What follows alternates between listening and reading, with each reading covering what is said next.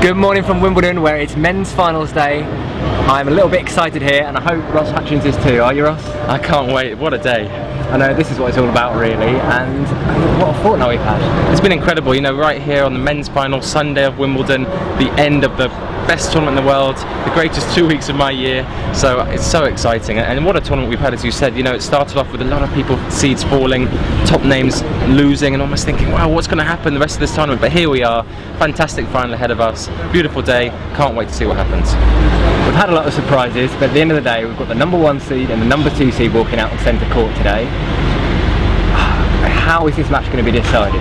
Well, it's such small margins, Alex. You know, 1 or 2% here. We've seen so many great matches from them in the past. US Open final, you know, Rome semi-finals, other huge matches, Olympic semi-final when Andy came out on top, and they're so mixed. On the grass, Andy's won the last one, so that's great for Andy to feel confident in that match. They've both played fantastically well the whole 2 weeks, both almost been the standout players, both had tough matches where they've come through tough situations, especially Andy's quarter-final against Verdasco, which was, you know, a scare, but what a tournament we've had, and those two, I think it's the deserved final that we all want. And I think those two, apart from the clay, have really taken over the tour. They've almost been like, well, we're the same age, we're a couple of days apart in birthday, we're the ones now who's taking over. And Djokovic has done the last couple of years, but Andy's like, right, I'm following you, I'm on your tail.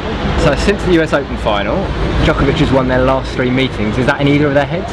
I mean, you know, they've all been close matches. I think it will be in their heads. I think Djokovic will take confidence from that, but centre court, home crowd, grass, Andy's last time they played on grass, Andy won, so you can look at it both ways. I think they both feel like they've got a very good chance. I think it's a 50-50 match. It'll come down to who's hitting the ball the best on the day, who converts their break points.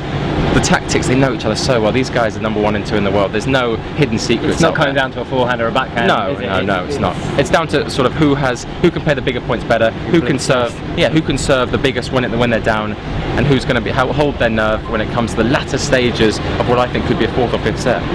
You know Andy obviously very well. Is he a different person from the Andy Murray who walked out of the Wimbledon final this time last year? He's a different person in terms of confidence. He's got more confidence. He's got almost as much expectation, as much drive, if not more. You know, and the fact that he's won Olympics on this court, he's won US Open, beating Djokovic.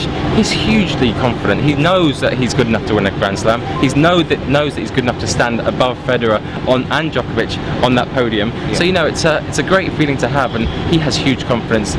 A year ago, you know, he was probably thinking, oh, I've lost in the last 3 finals. Yeah. I really want this one on my home soil. There's a lot of expectation, but now he's won a Grand Slam. It's almost like, well, I am a Grand Slam champion, and I'm going to try and do it again today.